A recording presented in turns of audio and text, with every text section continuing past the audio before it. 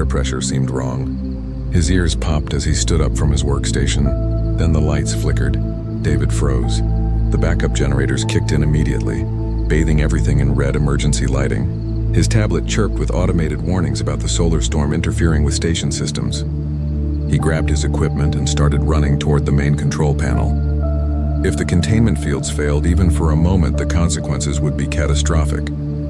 He reached the control room and pulled up the system diagnostics. Most chambers showed green status indicators. A few flickered between yellow and green as the backup power struggled to maintain full strength. David's fingers flew across the interface, manually routing power to the most critical systems.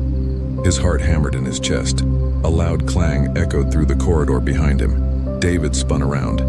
One of the chamber doors had slid halfway open. The red emergency lights cast long shadows across the floor, making it hard to see which chamber had failed. He grabbed a portable scanner and walked slowly back into the corridor. His breath came in short gasps. The training protocols ran through his mind. Stay calm, assess the situation, call for backup if needed. He did not need the scanner to tell him which door had opened. The chamber at the far end of the corridor gaped wide, its interior dark and empty. David's blood turned to ice. Chamber 73, the Ravager. Every graduate student in xenobiology knew about Ravagers. They came from the Outer Reach, a region of space so dangerous that the Galactic Council had quarantined it decades ago. Ravagers stood 7 feet tall on 4 legs, with 2 additional limbs that could function as either arms or legs depending on the terrain. Their bodies were covered in armored scales that could deflect most weapons. Rows of razor-sharp teeth filled their massive jaws. Bioluminescent markings ran along their spines, glowing different colors based on their emotional state. The galaxy knew them as mindless killers. Entire colonies had been destroyed by Ravager attacks. The creature in Chamber 73 had been captured during a military operation 6 months ago and transported to the station for study. It had been kept in deep stasis ever since, barely conscious. David stood perfectly still. His hand moved slowly toward the emergency comm device on his belt. Before he could reach it, something shifted in the shadows ahead. The Ravager emerged from the darkness like a nightmare taking solid form. Its scales gleamed dull gray in the red light. The bioluminescent markings along its spine pulsed a deep orange color. Its 6 limbs moved with fluid grace as it stepped fully into the corridor. The creature was even larger than David remembered from the initial cataloging. Its head nearly brushed the ceiling. David could not move. His legs refused to obey his brain's frantic commands to run. The Ravager's eyes locked onto him. They were not the mindless, predatory eyes he expected. They looked intelligent, alert, and filled with pain. The creature took another step forward, then stopped. It tilted its massive head to one side, studying David. A low-frequency sound rumbled from deep in its chest. Not a growl, something else. Something almost like a question. David's researcher instincts suddenly cut through his terror. He had spent 3 years studying predator communication patterns. He knew what curiosity looked like across dozens species. This creature was not preparing to attack. It was trying to understand what David was. His eyes tracked down the Ravager's body, looking for anything that might explain its behavior. There, on the creature's left shoulder, a wound, poorly healed with scar tissue that looked inflamed and painful. David had read the capture reports. The military team had used barbed nets and electrified restraints. This injury had never been properly treated.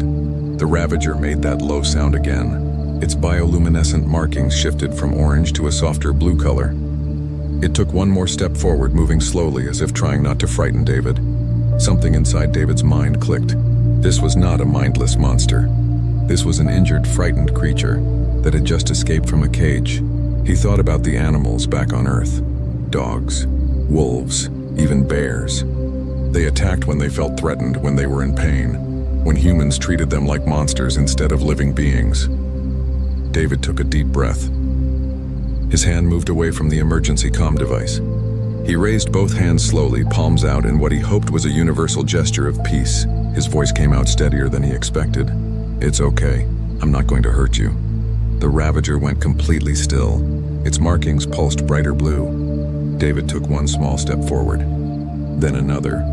His entire body screamed at him to run, but his mind knew better.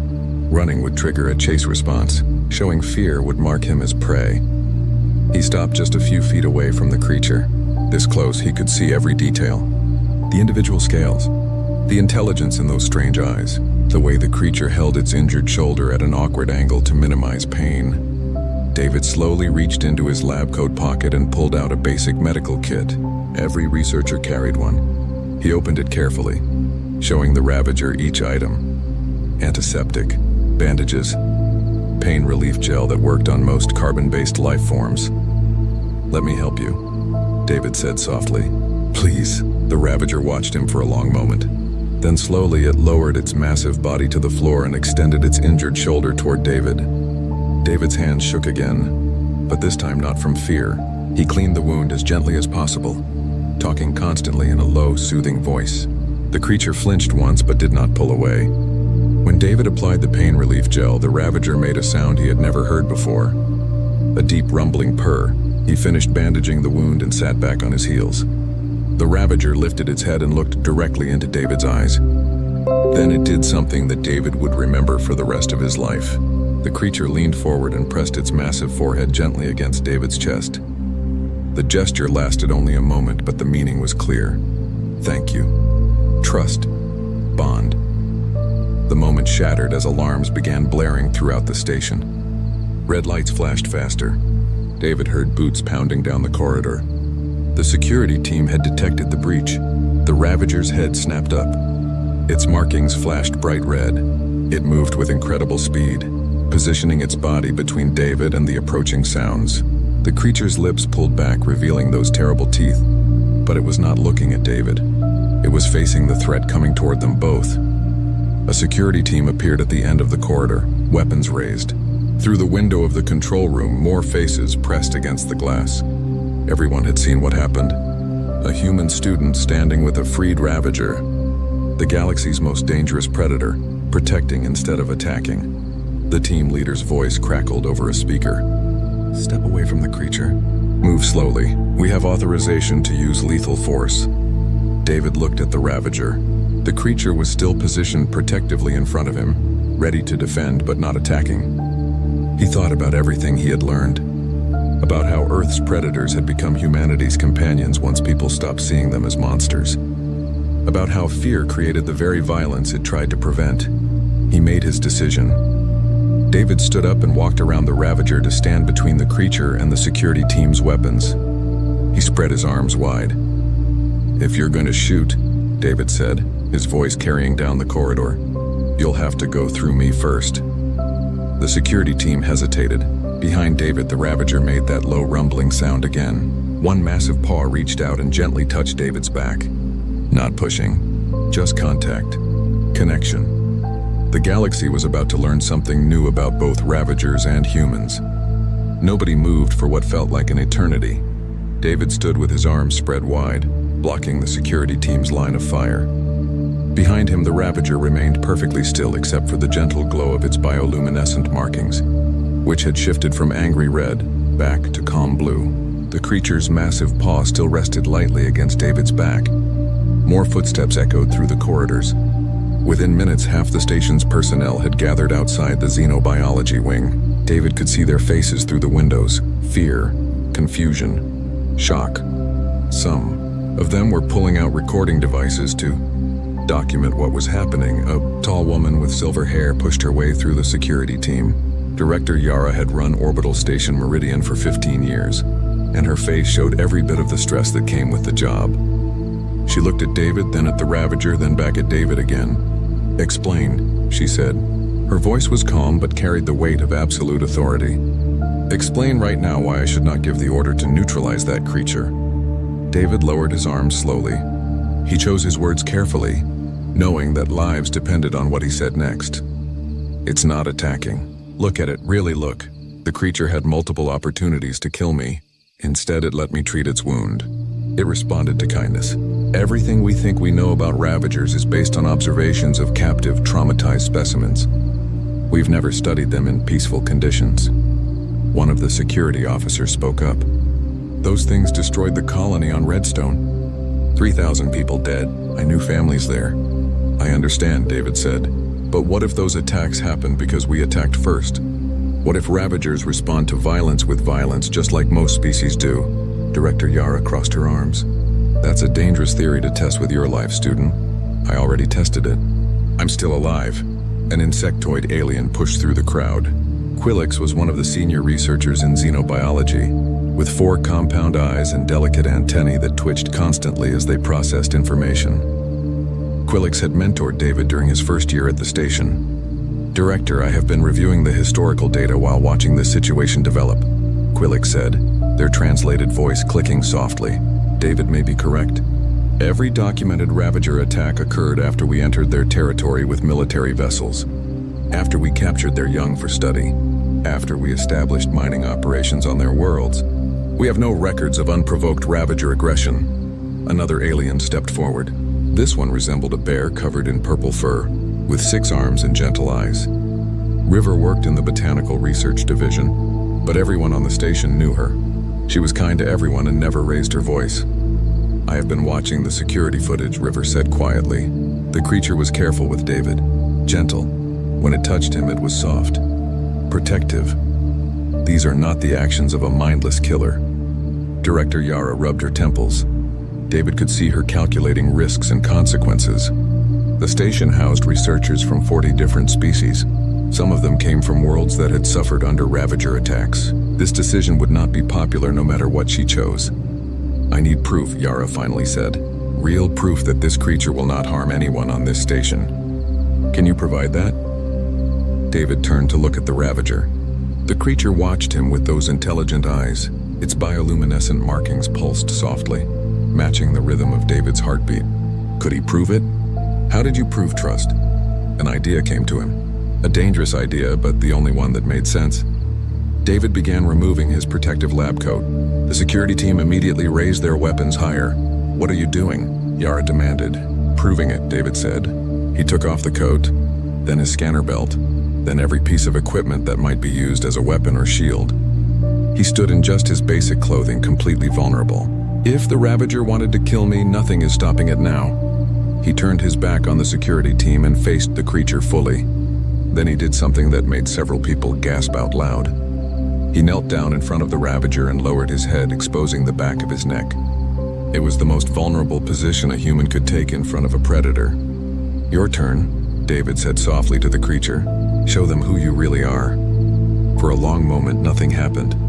David's heart pounded so hard he thought it might burst.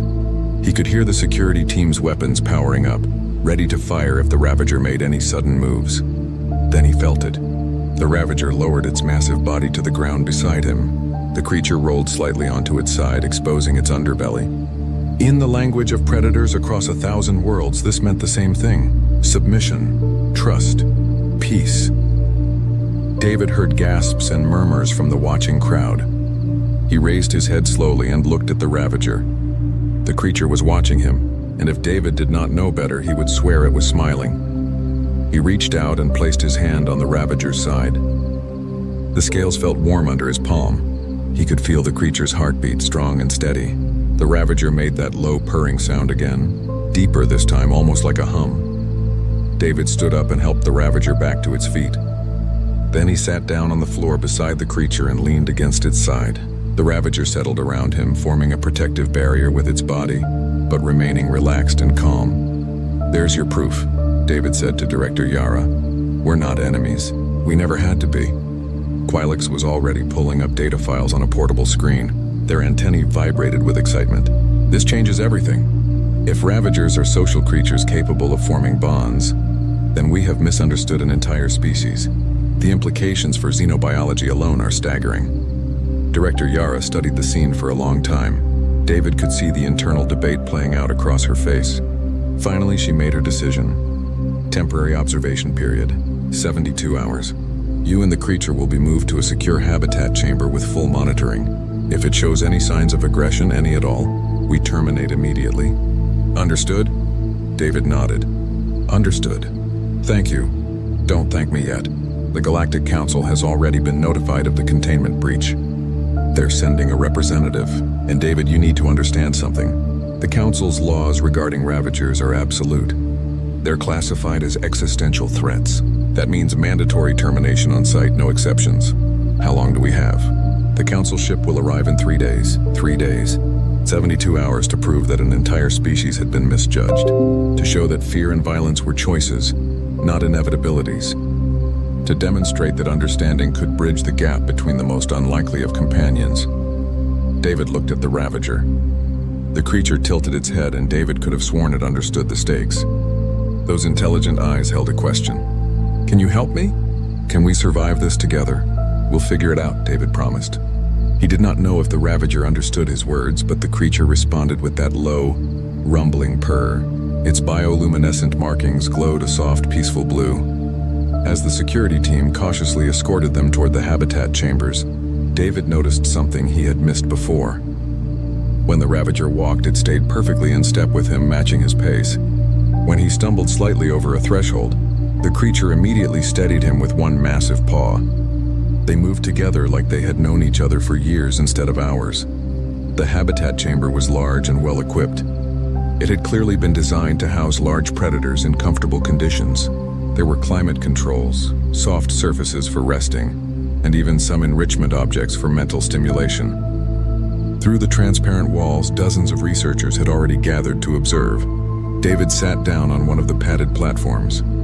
The Ravager immediately settled beside him, close enough that David could feel its warmth. He started thinking out loud, a habit from years of working alone in labs.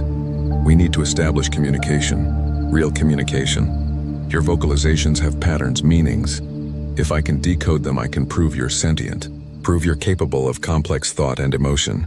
The Ravager made a series of sounds, low-frequency rumbles mixed with higher-pitched tones. David grabbed a tablet and started recording. The creature seemed to understand what he was doing and repeated the sounds more slowly. Hours passed.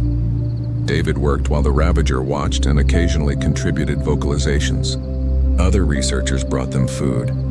David noticed that the Ravager always waited for him to eat first before touching its own meal. When David offered it a piece of his food, the creature accepted gently, careful not to hurt him with its teeth. As the station's lights dimmed for the sleep cycle, David felt exhaustion catching up with him. He had been awake for almost 20 hours. The Ravager noticed his fatigue and made a soft, concerned sound. It shifted its position slightly, creating a more comfortable space for David to rest. David leaned back against the creature's warm side. The Ravager's heartbeat was steady and soothing. Its bioluminescent markings dimmed to a soft glow, just bright enough to provide gentle light in the darkness. "I'm going to call you Ash," David murmured sleepily, "because of the gray on your scales, and because you rose from the ashes of everyone's expectations. Is that okay?" Ash made a sound that David chose to interpret as agreement. "One Massey." David woke to the sound of Ash humming, not the low rumble from before, but something more complex, melodic. The frequencies rose and fell in patterns that seemed almost musical. He sat up carefully, not wanting to disturb the creature, but Ash had already noticed he was awake. The Ravager's bioluminescent markings brightened to a warm golden color. "Good morning," David said, rubbing sleep from his eyes. His body ached from sleeping against Ash's scales, but he felt more rested than he had in weeks. There was something deeply comforting about having a protector nearby, even if that protector was supposed to be a galaxy-threatening monster. Ash made a series of sounds in response. Short chirps followed by a longer whistle. David grabbed his tablet and pulled up the recordings from the previous day.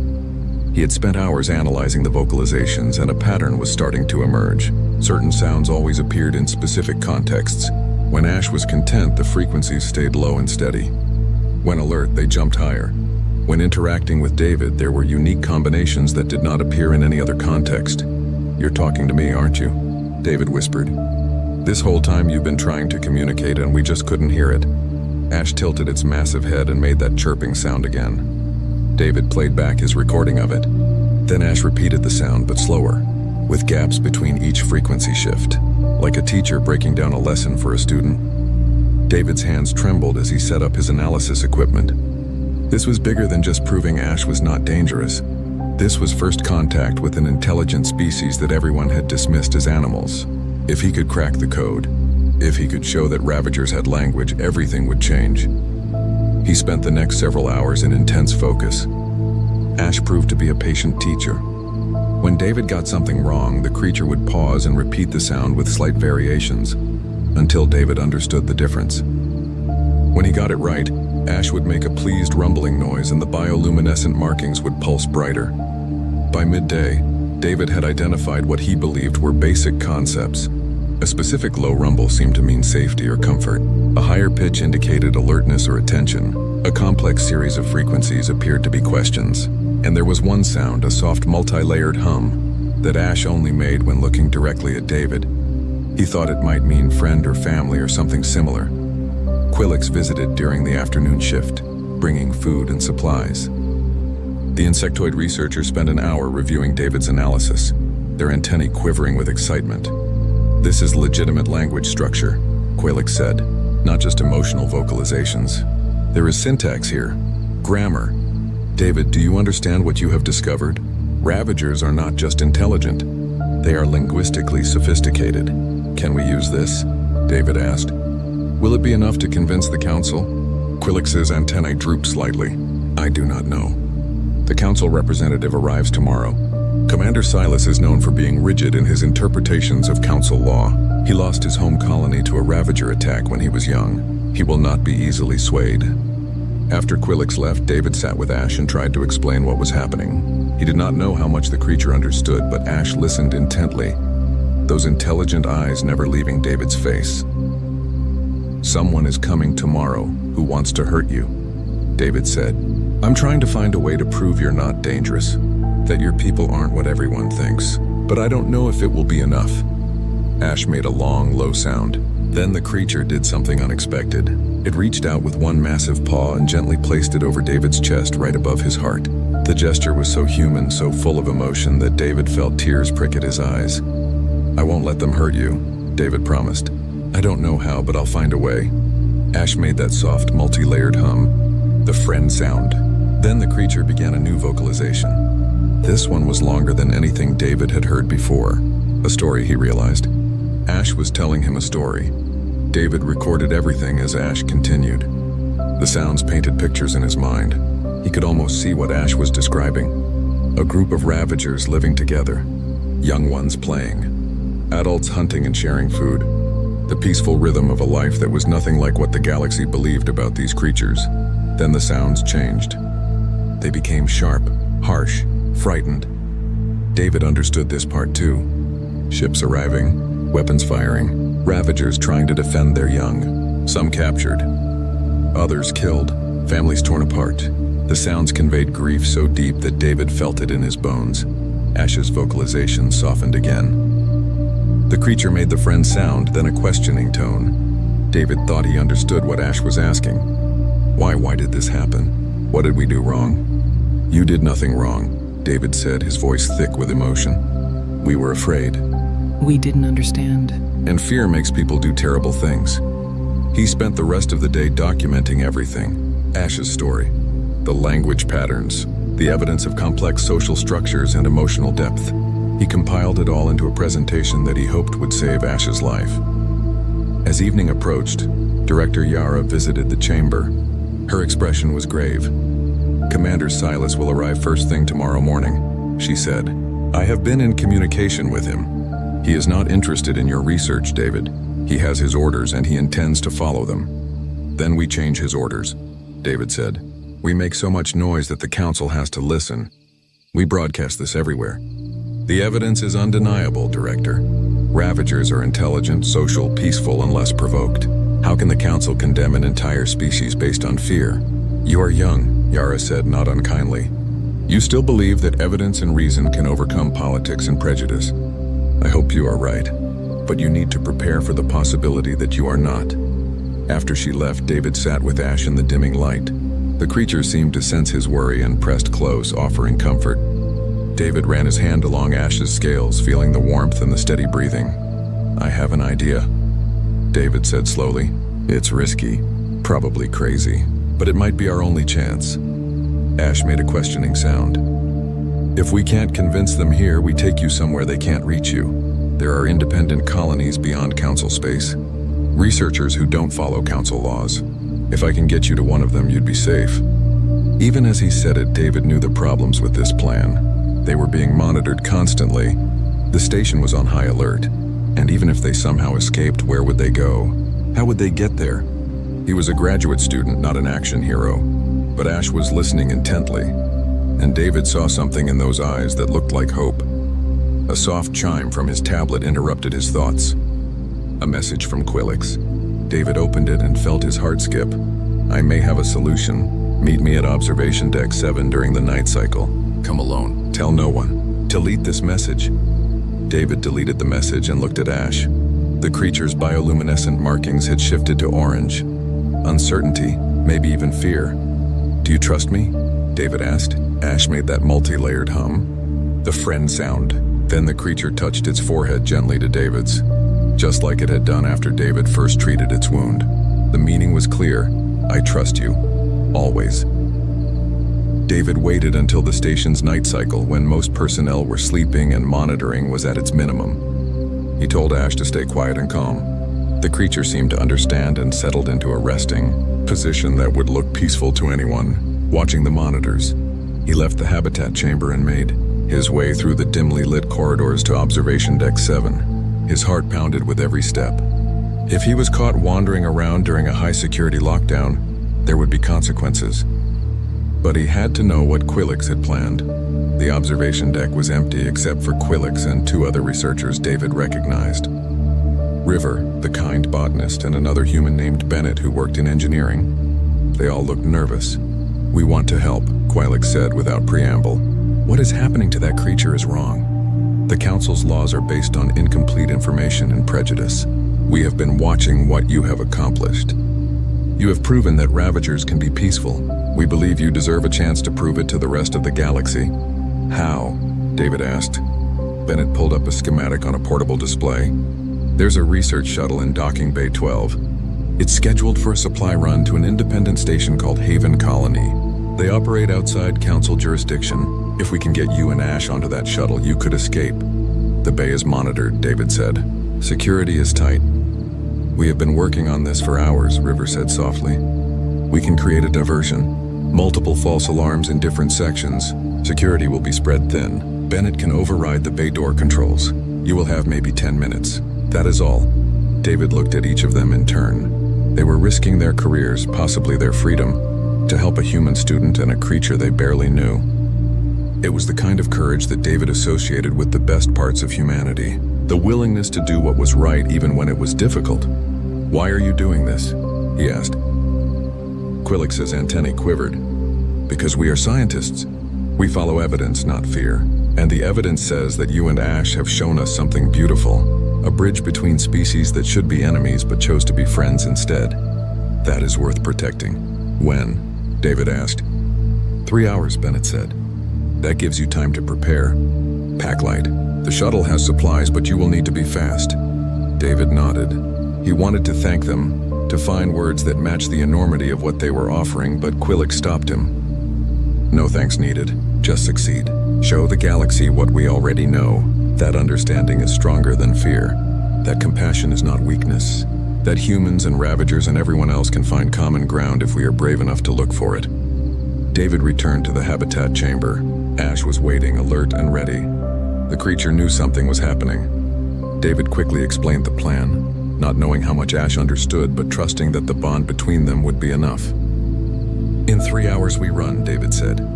We're going to get you somewhere safe, but it's going to be dangerous. People might try to stop us. You can't hurt anyone, Ash, no matter what.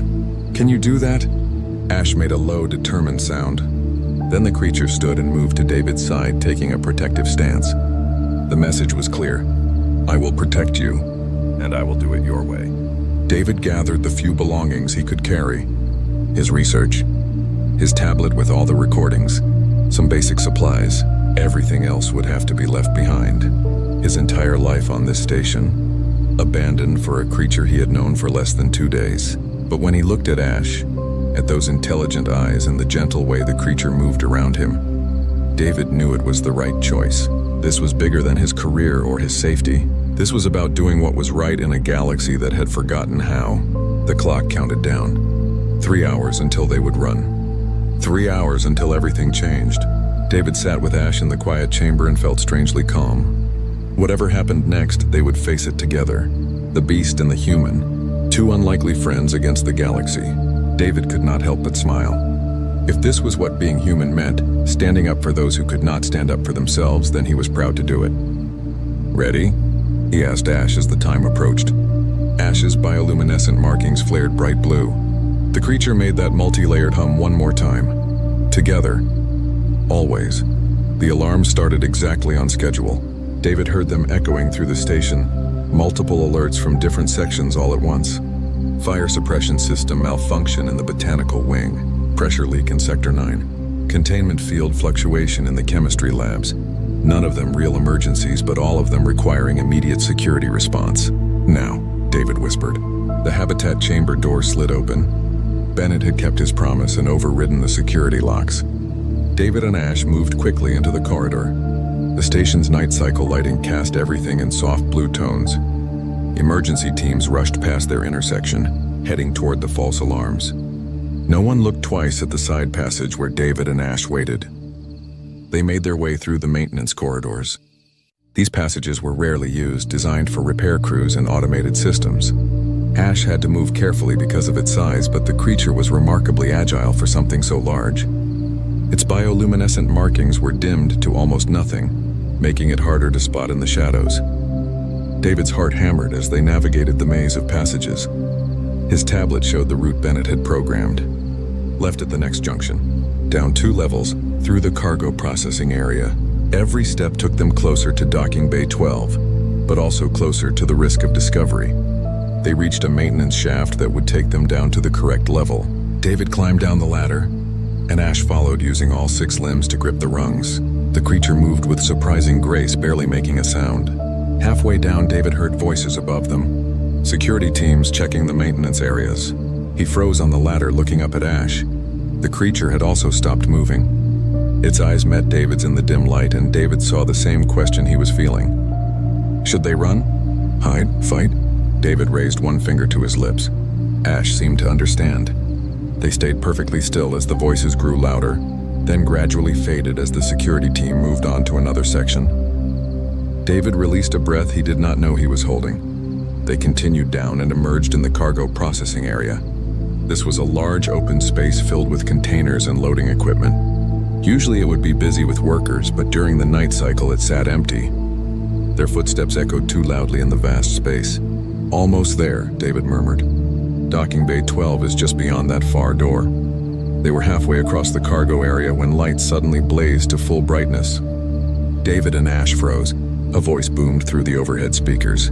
"Stop where you are. Do not move. We have weapons locked on both of you." David's stomach dropped. They had been discovered? He looked around frantically and saw security teams emerging from behind containers on all sides. At least 20 armed personnel, all with weapons trained on them. At the far end of the cargo area, Director Yara stood with her arms crossed. "I'm disappointed, David," she said, walking toward them. "I hoped you would be smarter than this." "You knew?" David asked.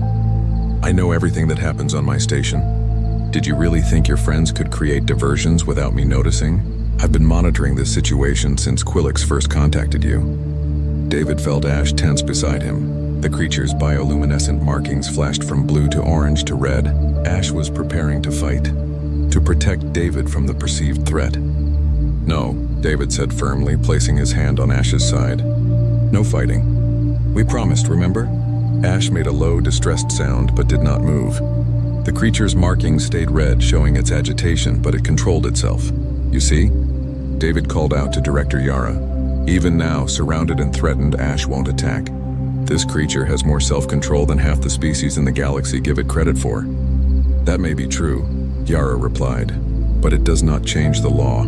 Commander Silas arrives in 4 hours. When he does, that creature will be terminated. Your escape attempt has only made things worse. Then help us," David pleaded. "You've seen the research. You know Ash is intelligent, peaceful. You have the power to delay the execution order. Buy us time to make our case to the full council." Yara's expression softened slightly. "I wish I could, but my hands are tied. If I openly defy a council order, They will remove me from command and send someone who will not hesitate to kill that creature. At least this way I can ensure it happens humanely. Humanely? David felt anger surge through him. You're talking about killing a sentient being whose only crime was being born to the wrong species. There's nothing humane about that. A new voice cut through the tension. Well said, young human. Everyone turned. River stepped out from behind one of the containers, her 6 arms spread wide. She was not alone. Quillix emerged from another hiding spot. Then Bennett. Then more researchers, 24 of them, from a dozen different species. They formed a loose circle around David and Ash, positioning themselves between the security teams and their targets. What is this? Yara demanded. A choice, River said gently. We are choosing to stand with David and Ash. If you want to take them, you will have to go through all of us first. The security teams looked uncertain. They had weapons, but using them on unarmed researchers would be a completely different situation than subduing an escaped creature. The standoff stretched out, tense and fragile. Yara stared at her staff in disbelief. Do you all understand what you're doing? This is mutiny. You'll lose your positions, possibly face criminal charges. We understand, Quillix said, and we accept the consequences. Because some things are more important than careers. Some truths are more important than comfortable lies. David felt overwhelmed. These people, most of whom he barely knew, were putting everything on the line for him and Ash. It was the kind of solidarity that reminded him why he loved being part of the scientific community. The search for truth above all else. But before anyone could speak again, a new alarm blared through the station. This one was different, louder, more urgent. The universal warning for incoming ships. Yara grabbed her communicator. Status report now. A voice crackled through. Director, we have a Galactic Council warship dropping out of hyperspace. They're 4 hours early.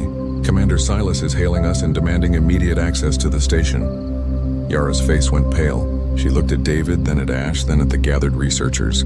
David could see her making calculations, weighing options, deciding what kind of person she wanted to be in this moment. Docking Bay 12, she said suddenly. Go, now. You have maybe 5 minutes before Silas docks and takes control of station security. David stared at her. You're letting us go? I'm choosing to be very slow in responding to alarms during a shift change, Yara said. If you happen to escape in that time, well, these things happen on large stations. Now move before I change my mind. The researchers immediately cleared a path. David and Ash ran toward the docking bay entrance, with Quillix and Bennett racing ahead to prepare the shuttle. Behind them, David heard Yara ordering the security teams to stand down and begin evacuation procedures for the incoming council ship. They burst into Docking Bay 12. The small research shuttle sat ready, its engines already warming up thanks to Bennett's preparations. The bay doors were cycling open, revealing the starfield beyond. Get in, Quillix shouted over the roar of the engines. We loaded supplies. Enough for 2 weeks if you ration carefully. The coordinates for Haven Colony are programmed into the navigation system. David climbed into the shuttle with Ash right behind him. The creature barely fit in the passenger compartment, but managed to squeeze in and settle along one wall. David strapped himself into the pilot's seat, his hands shaking as he ran through the startup sequence. Through the bay windows, he could see the Council warship approaching. It was massive, bristling with weapons, painted in the harsh white and gold colors of Council authority. David's time had just run out. You should go, David called to Quillix and Bennett, before Silas sees you helping us. Too late for that, Bennett said with a grin. Besides, we want to see this. Go save that creature, David. Show the galaxy what we already know. David felt tears sting his eyes, but he blinked them away. There would be time for emotions later. Right now, he needed to fly. He activated the engines and the shuttle lifted off the bay floor. The controls felt strange in his hands. David was not a trained pilot, had only used simulators during basic safety training, but the shuttle was designed to be simple, and the navigation computer would do most of the work once they were clear of the station. The Council warship was closing fast, and David could see smaller craft launching from its bays. Pursuit ships. They would be faster and better armed than his research shuttle. Hold on, Ash, David said. This is going to be rough. He pushed the throttle forward and the shuttle shot through the bay doors into open space. Alarms immediately started blaring. The Council ships had locked weapons onto them. David jerked the controls, sending the shuttle into an erratic spiral, that hopefully made them harder to hit. Weapons fire streaked past them, bright orange bolts that would have vaporized the shuttle if they connected. David had no combat training, no experience with evasive maneuvers. He was flying on instinct and desperation, and it showed. The shuttle rocked as an energy blast clipped their rear deflector. Ash made a distressed sound, and David felt the creature's paw come to rest on his shoulder. Not interfering, just offering support, letting David know he was not alone. "I know, buddy," David said through gritted teeth. "I'm doing my best." More council ships appeared, trying to box them in. David dove toward the planet below, using its gravity to build speed. The pursuit ships matched his move, staying right on his tail. They were toying with him, he realized. They could have destroyed the shuttle 10 times over. They wanted to capture them alive. Then something unexpected happened. New ships appeared on David's sensors, not council vessels. These were smaller, more varied in design. Independent ships from Haven Colony, he guessed, along with free traders and research vessels. They positioned themselves between David's shuttle and the council ships, creating a barrier. A voice crackled over the comm system. "Research shuttle, this is Captain Warren of the Free Trader Nomad. We've been following your story. That stunt you pulled with the Ravager has been broadcast across half the galaxy. A lot of folks out here think you deserve a chance to reach safety. We're going to buy you some time." David felt a surge of hope. "Thank you. Thank you so much. Don't thank us yet, just fly. Get that creature to Haven Colony and prove everyone wrong about them. We're counting on you." The independent ships engaged the Council pursuit craft, not with weapons, but with positioning. They blocked firing lanes, forced the Council ships to slow down, created chaos in the pursuit pattern. It would not hold for long, but it gave David the opening he needed. He pushed the engines to maximum and activated the faster-than-light drive. The shuttle shuddered as it built up the energy needed to jump to hyperspace. 5 seconds, 4, 3. A council ship broke through the blockade and locked weapons. 2 seconds, 1. The shuttle jumped. Space twisted around them, colors streaming past the windows as they entered hyperspace. Behind them, the council ships and the battle faded into nothing. They were away, free, safe, at least for now. David slumped in the pilot's seat, exhausted and shaking with adrenaline. They had done it. Against all odds, they had actually escaped. Ash made a low, questioning sound. David looked back at the creature and saw concern in those intelligent eyes. Ash was asking if David was okay, checking on him even after everything they had just been through. "I'm fine," David said. "We're both fine. We're going to make it, Ash. We're going to find Haven Colony and we're going to show them who you really are. And then the galaxy is going to have to listen." Ash's bioluminescent markings glowed a soft, peaceful blue. The creature moved forward carefully and rested its massive head on David's lap. The gesture was trusting and gentle and full of hope. David ran his hand along Ash's scales, feeling the warmth and the steady breathing. They had lost everything. Their home, their safety, their old lives. But they had gained something too. They had proven that understanding could triumph over fear. That friendship could bridge the gap between the most unlikely companions. That courage meant standing up for what was right, even when the entire galaxy stood against you. The shuttle's navigation computer chirped, displaying their route to Haven Colony. 14 days of travel through hyperspace. 14 days to prepare their case, to refine their research, to get ready to change the galaxy's mind about Ravagers. David looked at Ash and the creature looked back at him. No words needed. They both understood. This was just the beginning. The hard part was still ahead. But whatever came next, they would face it together. The beast and the human. The student and his unlikely protector. Two friends who should have been enemies, sailing through the stars toward an uncertain future. But for the first time since this whole ordeal began, David felt genuinely hopeful. They had made it this far. They would make it the rest of the way too. Together. Always. Haven Colony appeared on the view screen like a promise of sanctuary. The station was smaller than orbital station Meridian, built from mismatched modules that had been added over decades. It hung in orbit around a blue-green planet that had never been fully charted by the Council. This was independent space where scientists and freethinkers operated outside the reach of galactic politics.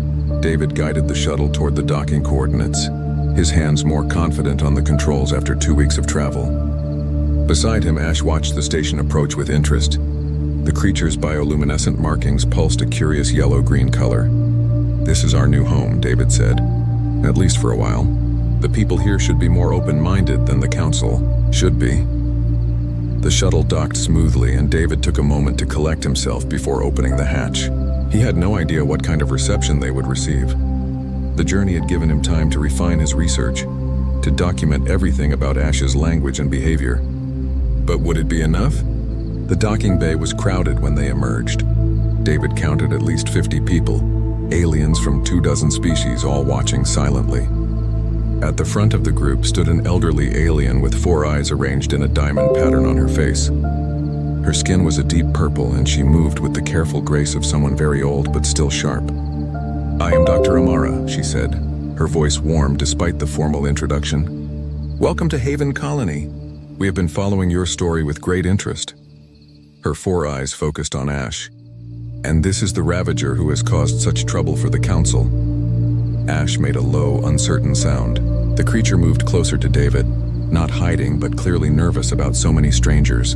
David placed a reassuring hand on Ash's side. "This is Ash," David said.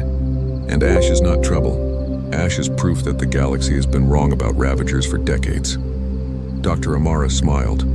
"I believe you, we all do. That is why you are here. Come, let me show you to your quarters. You both must be exhausted from your journey." The crowd parted as they walked through. David noticed that while some people kept their distance from Ash, others looked fascinated rather than afraid. A few even made welcoming gestures. It was so different from the fear and hostility they had faced on Meridian Station. Their quarters were in the Xenobiology Wing, a large space that had been modified to accommodate Ash's size. There was equipment for David's research, comfortable places to rest, and large windows that looked out at the stars.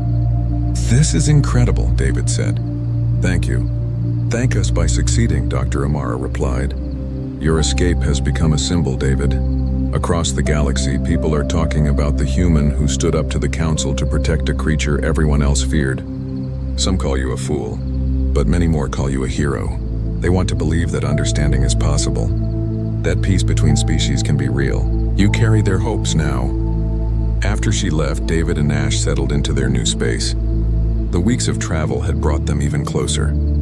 David could now recognize dozens of Ash's vocalizations and their meanings. Ash, in turn, had learned to understand basic human gestures and some simple words. They had developed a hybrid communication system that worked remarkably well. That first week at Haven Colony was intense. David worked with Dr. Amara and her team to conduct proper behavioral studies. Ash participated willingly, even eagerly. The tests revealed what David had suspected. Ravagers had problem-solving abilities on par with some of the galaxy's recognized intelligent species. They had long-term memory, empathy, and the capacity for abstract thought. More importantly, Ash began teaching them about Ravager culture. Using a combination of vocalizations, drawings, and gestures, Ash explained how Ravager family groups worked. They were tightly bonded, with complex social hierarchies based on cooperation rather than dominance. Young Ravagers were raised communally, with all adults sharing responsibility for teaching and protection. Conflict between groups was resolved through ritual displays rather than violence.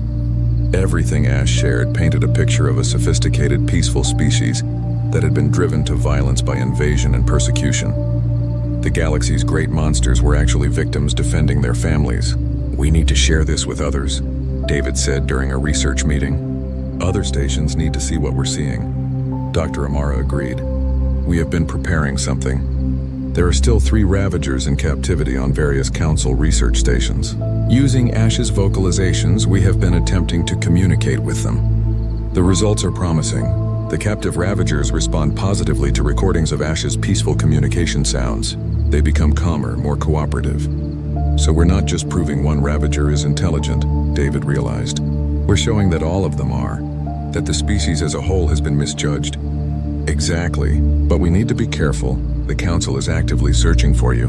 Commander Silas has made it his personal mission to bring you in. Haven Colony's independence will only protect us for so long." As if summoned by the mention of his name, an alert sounded through the station. A Council ship had entered the system and was requesting permission to dock. Commander Silas had found them. David felt his stomach drop, but Dr. Amara remained calm. "I expected this. Silas is persistent, but he cannot simply take you by force, not here. However, he can request a formal meeting.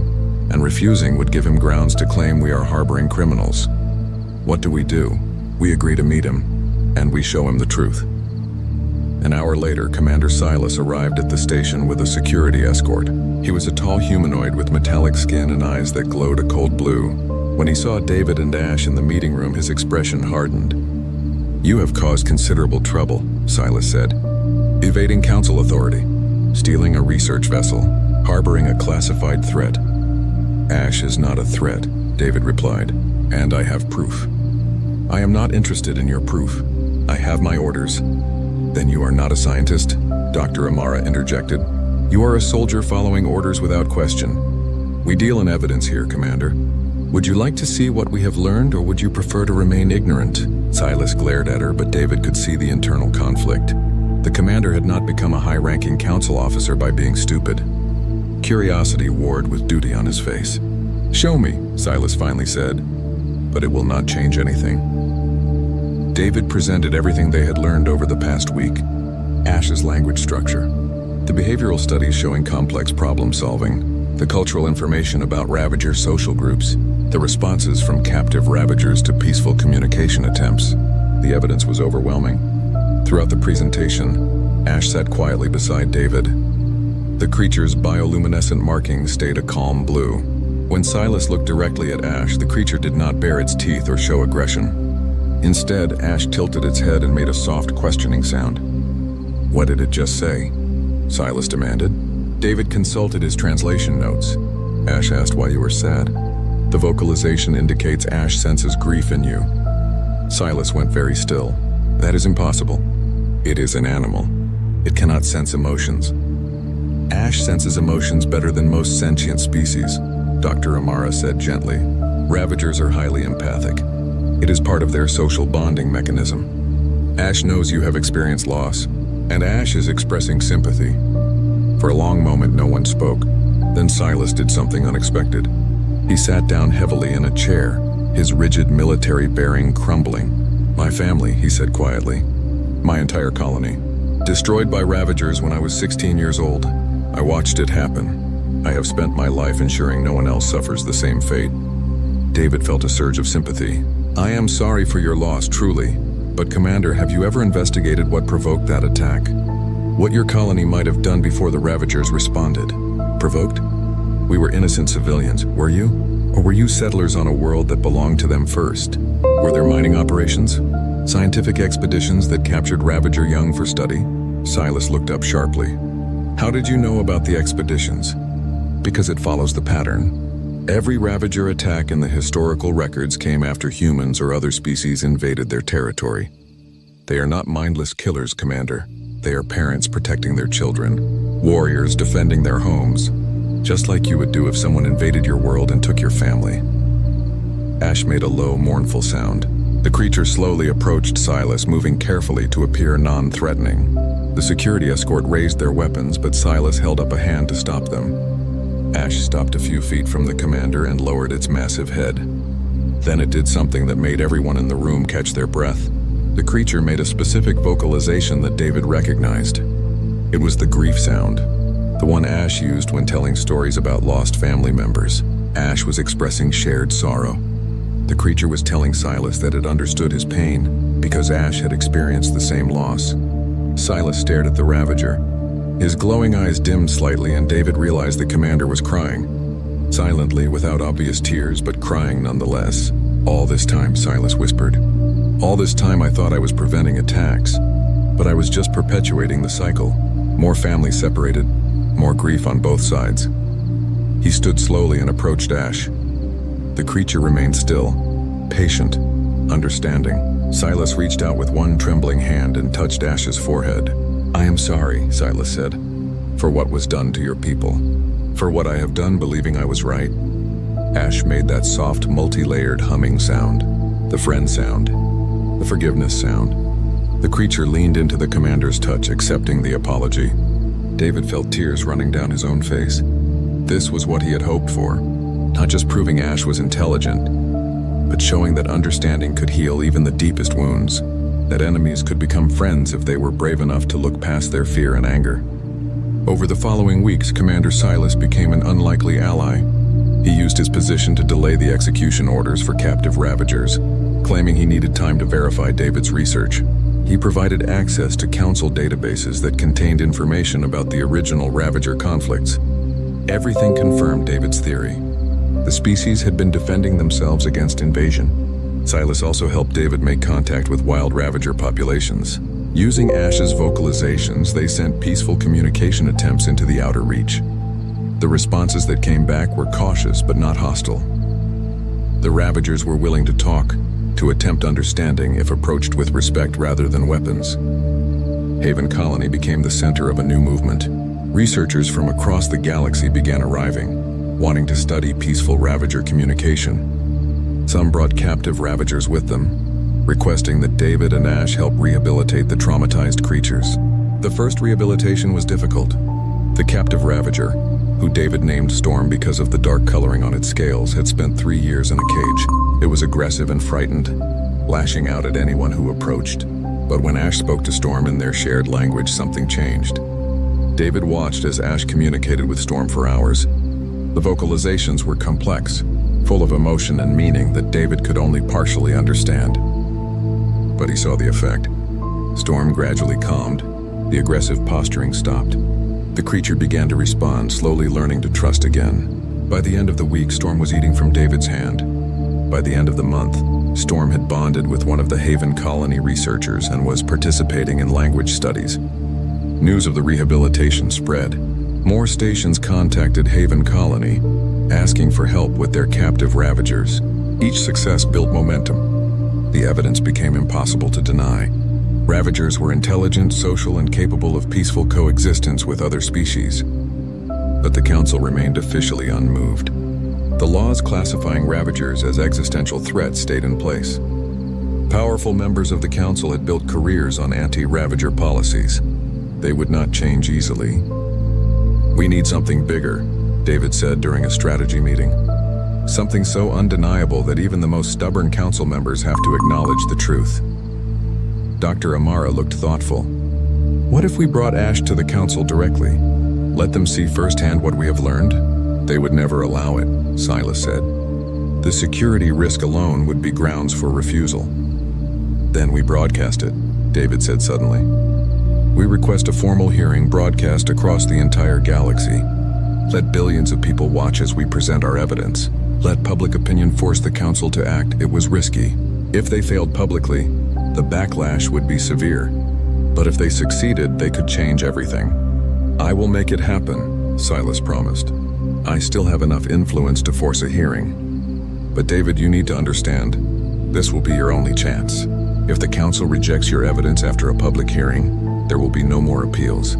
The execution orders will be carried out immediately." David looked at Ash. The creature had been listening to the entire conversation, and those intelligent eyes held understanding. Ash knew what was at stake. The creature made a determined sound and pressed its forehead against David's chest. "Together. Always." "We will do it," David said. "We will go to the Council and show them the truth. And the galaxy will have to listen." The Galactic Council chamber was the largest room David had ever seen. It stretched upward for what seemed like miles, with seating arranged in concentric rings that held representatives from hundreds of worlds. Holographic displays floated everywhere, showing real-time translations and data feeds. At the center of it all was a small platform where David and Ash would make their case. The hearing was being broadcast to every corner of known space. Billions of beings were watching. David felt the weight of their attention like a physical pressure. Ash stood beside him, perfectly still despite the overwhelming environment. The creature's bioluminescent markings glowed a steady, calm blue. David drew strength from that calm. If Ash could face this with courage, so could he.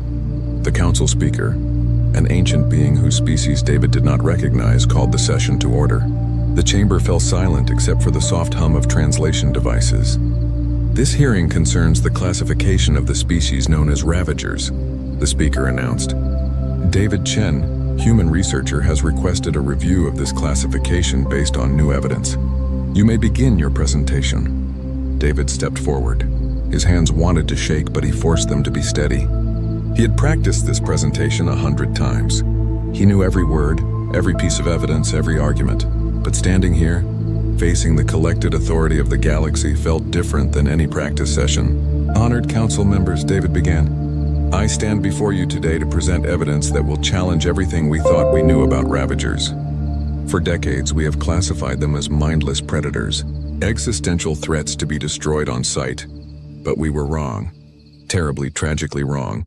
He activated his data displays. Holographic images filled the air around him. Recordings of Ash's vocalizations with accompanying analysis, behavioral studies, problem-solving tests, cultural information. The evidence was overwhelming and undeniable.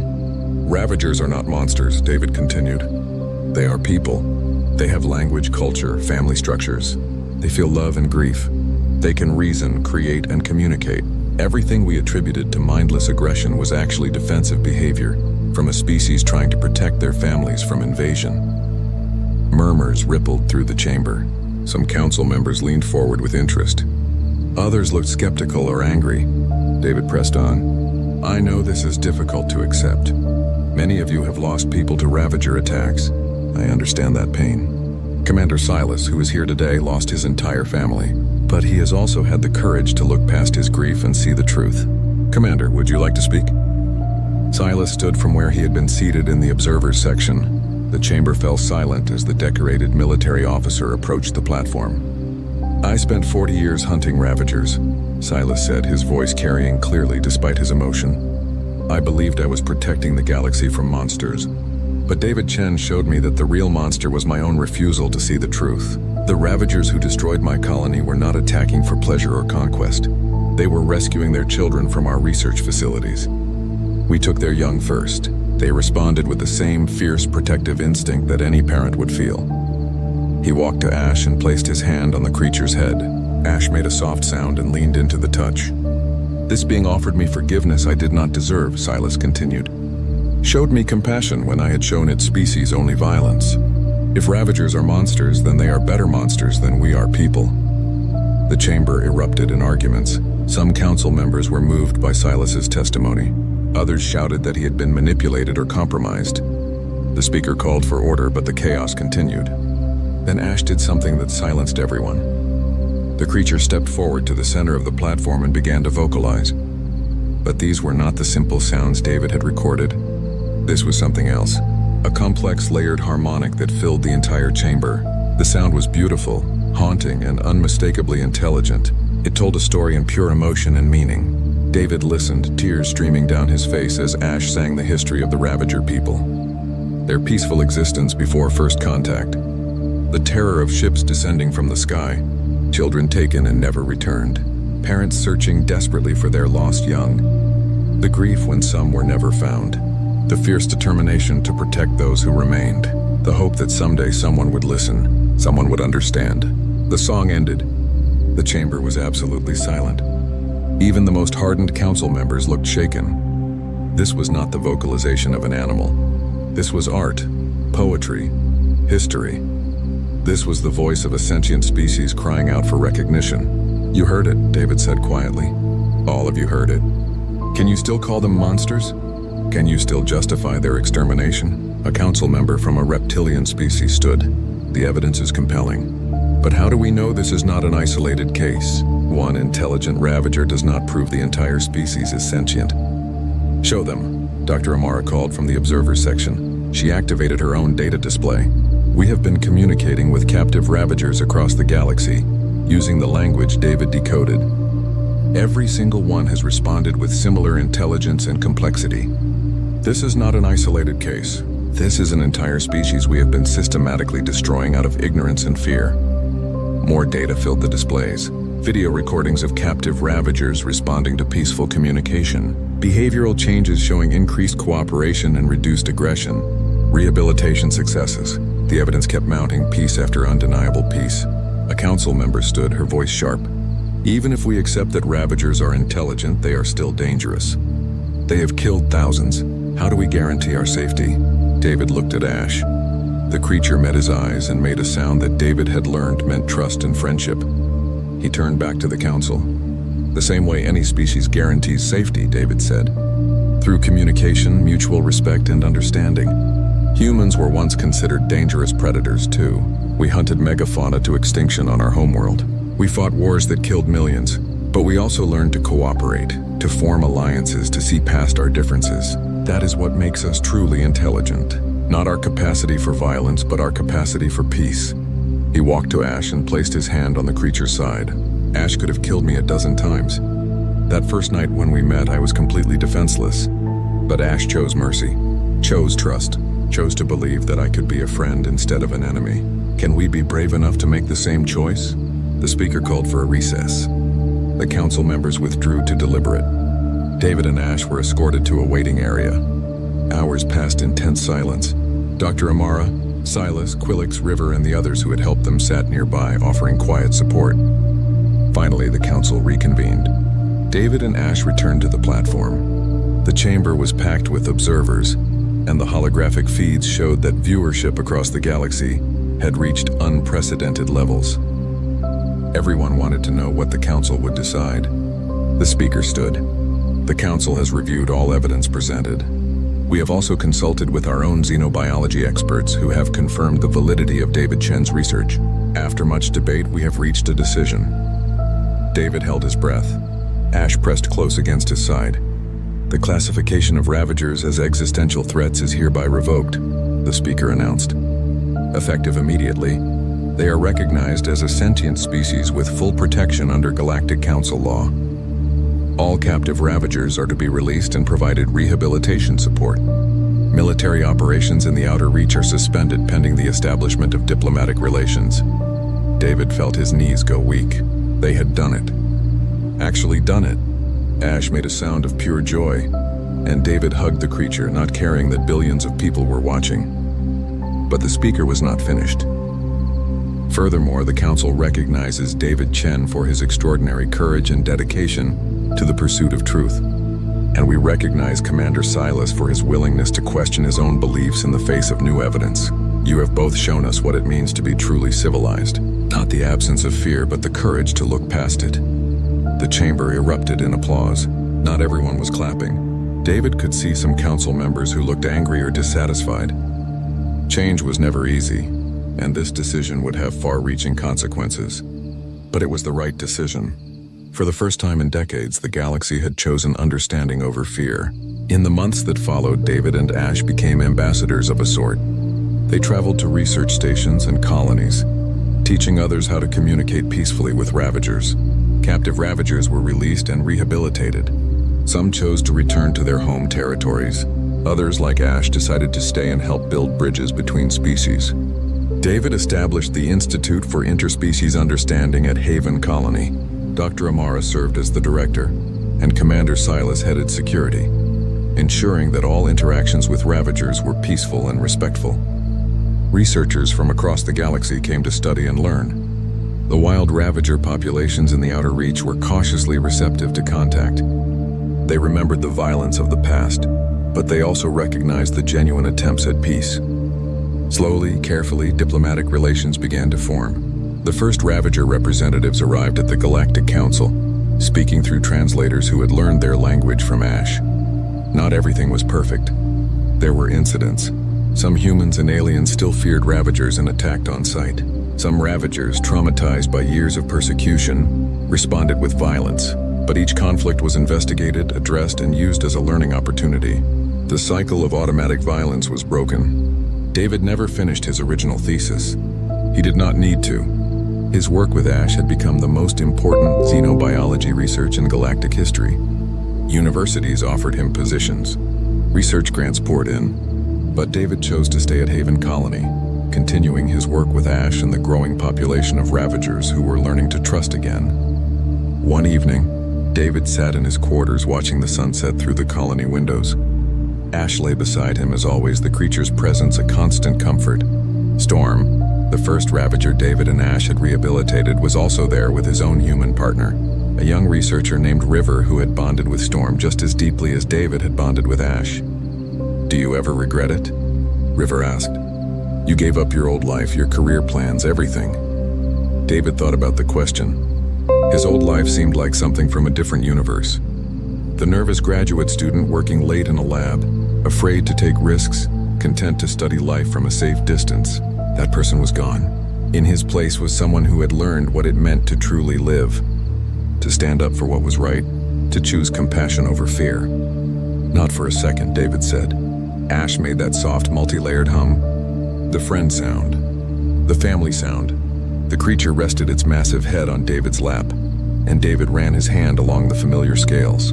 3 years ago, a power failure had opened a chamber door. A frightened human had faced a supposed monster. And in that moment of crisis, both had chosen trust over violence. That choice had changed everything. The galaxy was not perfect. Fear and prejudice still existed. But now there was also hope. Hope that understanding was possible. That peace was achievable. That different species, no matter how alien they seemed to each other, could find common ground. David looked at Ash, and Ash looked back at him. No words needed. Their bond transcended language, transcended species, transcended everything that should have made them enemies. They were family, not by blood or biology, but by choice, by the conscious decision to see each other not as threats, but as people. What do you think comes next? River asked. For you and Ash. David smiled. Whatever it is, we'll face it together. Ash's bioluminescent markings glowed a peaceful blue. The creature made a sound that David had long since learned to interpret perfectly. A sound that meant home, safety, belonging. A sound that said everything that mattered. Together, always, forever. Outside the windows, the stars stretched endlessly. Each one potentially held life, held species that were different and strange and possibly frightening. But they also held possibility. The possibility of friendship, of understanding, of peace. The beast had broken free. The human had stood guard. And together they had shown the galaxy something it desperately needed to see. That compassion was not weakness. That understanding was not surrender. That the bravest thing anyone could do was to look at something they feared and choose to see a person instead of a monster. It was a lesson the galaxy would not forget. And it all started with a graduate student who was too stubborn to run away, and a creature who was too kind to attack. Two unlikely friends who had saved each other, and in doing so had saved so much more. The sun set over Haven Colony, painting the sky in shades of orange and purple. David sat with his family, human and Ravager, together, and felt something he had not felt in years. Complete peace. The galaxy still had problems to solve. There would be setbacks and challenges ahead. But for the first time in generations, there was real hope. Hope that all species, no matter how different, could find a way to coexist, to understand, to become not just neighbors in the galaxy, but friends. And it all began with a beast who broke free and guarded a human student like its own. A simple act of kindness in a moment of crisis. Proof that the best parts of humanity and the best parts of every species were stronger than fear. David closed his eyes and leaned against Ash, feeling the steady heartbeat of his closest friend. Whatever tomorrow brought, they would face it together, the beast and the human, the student and his unlikely protector, two people who had chosen love over fear and changed the galaxy forever. Together, always, forever. The end.